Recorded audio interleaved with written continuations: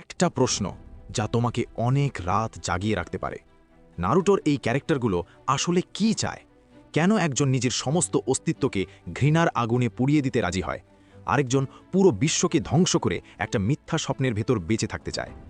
আজ আমরা শুধু তাদের গল্প বলবো না, আজ আমরা তাদের আত্মার গভীরে নামব।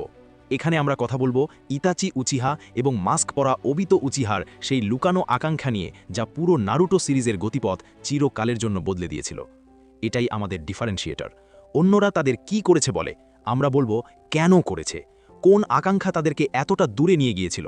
দুজনেরই লক্ষ্য ছিল শান্তি, কিন্তু একজন সেই শান্তির জন্য নিজেকে বলির পাঁঠা বানালো, আরেকজন সেই শান্তির জন্য পুরো দুনিয়াকে বলি দিতে চেয়েছিল। এটাই ডমিনো এফেক্ট।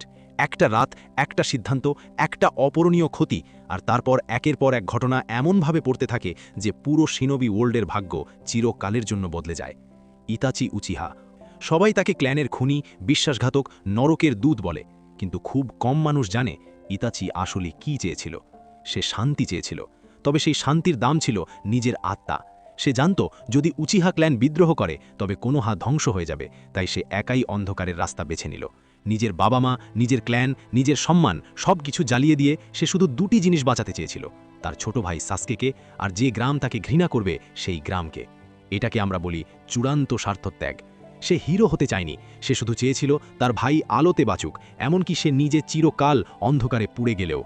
আর এবার আসি সেই ছেলেটির কাছে যে একদিন সবচেয়ে খাঁটি স্বপ্ন দেখত, ওবিতো উচিহা। ঋণের মৃত্যু তার ভেতরের মানুষটাকে মেরে ফেলেছিল, বেঁচেছিল শুধু একটা ভাঙা রক্তাক্ত আত্মা। আর সেই আত্মা একটা ভয়ঙ্কর সিদ্ধান্ত নিয়েছিল, বাস্তব যদি এতটা নিষ্ঠুর হয় তাহলে আমি বাস্তবকেই মুছে দেব। সে আর বাস্তবে শান্তি চায়নি, সে চেয়েছিল ইনফিনিট তুকুয়োমি, এক অসীম স্বপ্নের জগৎ যেখানে কোনো যুদ্ধ নেই, কোনো কান্না নেই, কোনো বিচ্ছেদ নেই, আর সবচেয়ে বড় কথা, ঋণ ফিরে আসবে। এটা ছিল একজন ভাঙা হৃদয়ের সবচেয়ে বিপজ্জনক আকাঙ্ক্ষা, মিথ্যার ভেতর সত্যিকারের সুখ খুঁজে পাওয়ার চেষ্টা। তাহলে শেষ প্রশ্নটা থেকে যায়, দুজনেই শান্তি চেয়েছিল, তবু একজন গ্রামের সবচেয়ে ঘৃণ্য মানুষ হয়ে গেল, আরেকজন পুরো বিশ্বের শত্রু হয়ে গেল। কারণ আকাঙ্ক্ষা যত বড় হয় তার দামও তত ভয়ঙ্কর হয়। নারুটো চেয়েছিল স্বীকৃতি, সাকুরা চেয়েছিল নিজেকে প্রমাণ করা, রক লি চেয়েছিল অসম্ভবকে সম্ভব করা। আর তুমি কি চাও? তোমার সবচেয়ে গভীর আকাঙ্ক্ষা তোমাকে কোন পথে নিয়ে যাচ্ছে, আলোর দিকে নাকি অন্ধকারের দিকে? কমেন্টে সত্যি করে বলো। যদি এই ভিডিও তোমার হৃদয় স্পর্শ করে থাকে তাহলে একটা লাইক দিয়ে চ্যানেলটাকে সাপোর্ট করো। আমাদের এই মাসের টার্গেট 500 সাবস্ক্রাইবার। তোমার একটা সাবস্ক্রাইব আমাদের অনেক দূরে এগিয়ে নিয়ে যাবে। দেখা হবে পরের ভিডিওতে। যতক্ষণ না দেখা হচ্ছে, তোমার আকাঙ্ক্ষাকে খুব যত্ন করে রেখো, কারণ আকাঙ্ক্ষাই আমাদের গল্প লেখে।